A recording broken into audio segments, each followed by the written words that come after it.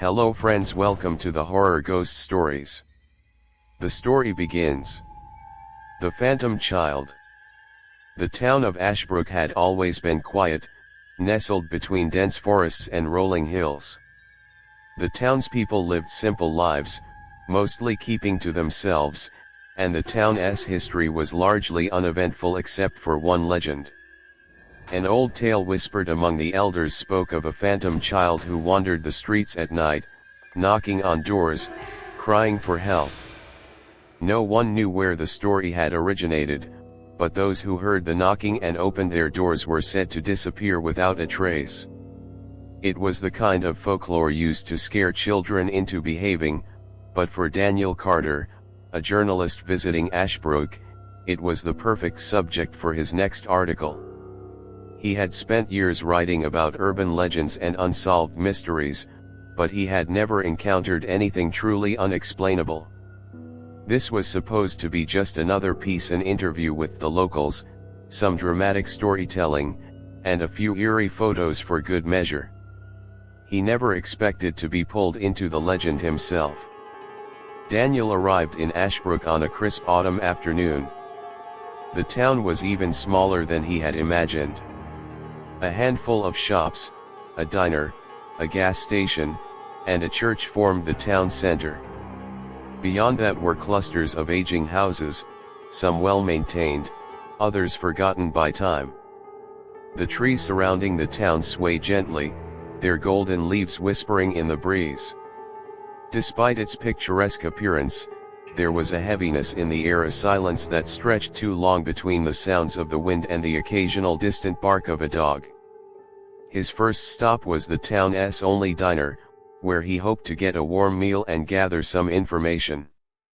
The place was nearly empty, save for an elderly man sipping black coffee in the corner and a waitress who greeted Daniel with a wary smile. "You're not from around here," she said as she poured him a cup of coffee without asking.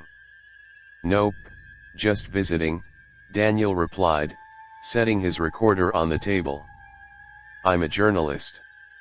I'm writing about local legends. Heard anything about the Phantom Child?" The waitress stiffened.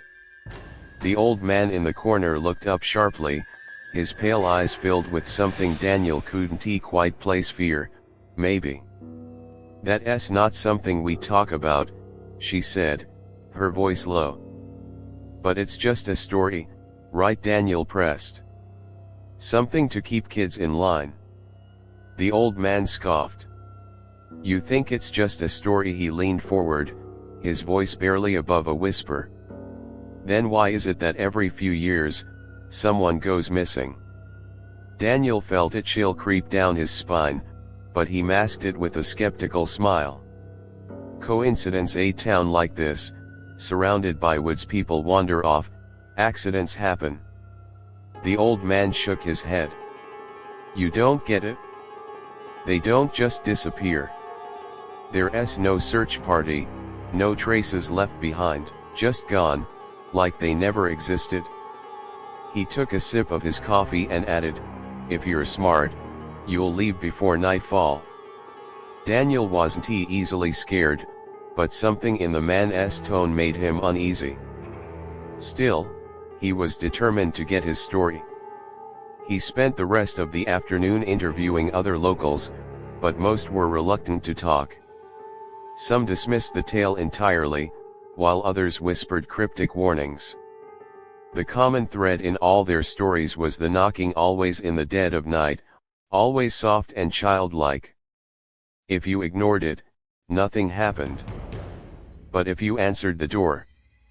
That night, Daniel checked into the only inn in town. The woman at the front desk gave him an odd look when he requested a room. "You sure you want to stay?" she asked. "I've stayed in worse places," he joked. She didn't laugh.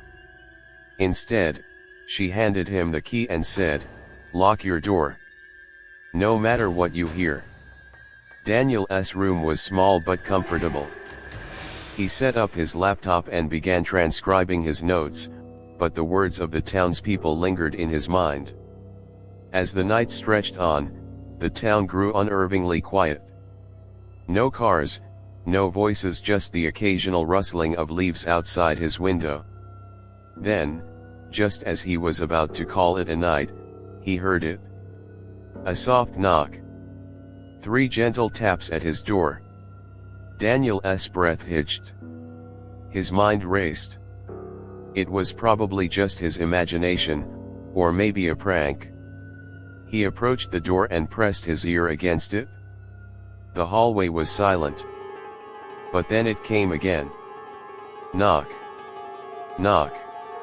Knock. A child's voice, barely above a whisper, floated through the wood. Please, help me. A chill ran down his spine. He looked through the peephole, but the hallway was empty. His rational mind told him to ignore it, to follow the warnings of the townspeople. But the journalist in him, the part that had chased mysteries his whole life, couldn't resist. He unlocked the door and opened it just a crack. The hallway was still empty. No child, no sound. Just darkness stretching toward the staircase. He let out a breath, shaking his head at his own paranoia. But as he started to close the door, something cold touched his wrist. A small, pale hand. Daniel gasped and stumbled backward. The door swung open, revealing a little girl standing in the dim light. She wore an old-fashioned nightgown, her blonde hair tangled, her eyes wide and hollow. "Help me," she whispered again. Daniel's instincts screamed at him to run, but he was frozen in place. The girl stepped forward, and suddenly, the temperature in the room plummeted. His breath turned to mist, and an unnatural darkness bled into the space around her. He tried to move, to scream, but his body refused to obey. Then, the girl smiled. It was wrong, too wide, too full of teeth. And before he could react, she lunged. Darkness swallowed him whole. The next morning, the innkeeper found his room empty. His belongings were untouched, his bed neatly made. There was no sign he had ever been there at all. The townspeople whispered of another disappearance, another name to be forgotten.